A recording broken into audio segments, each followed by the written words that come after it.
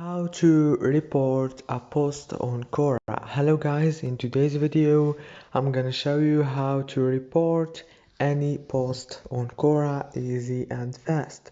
So all what you have to do, go to Quora. Now this is the feed page as you can see right here. Now I'm gonna choose a post to show you how to report. For example, I'm gonna choose this one right here. Of course, I'm not gonna report it, I'm just gonna show you how. Now, all what you have to do is choose the post and click on those three dots here down the post and click report.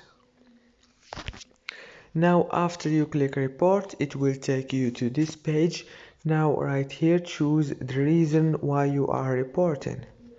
Choose and click, you can write a message or just click submit. Don't forget to like and subscribe, and thank you so much for watching this video until the end.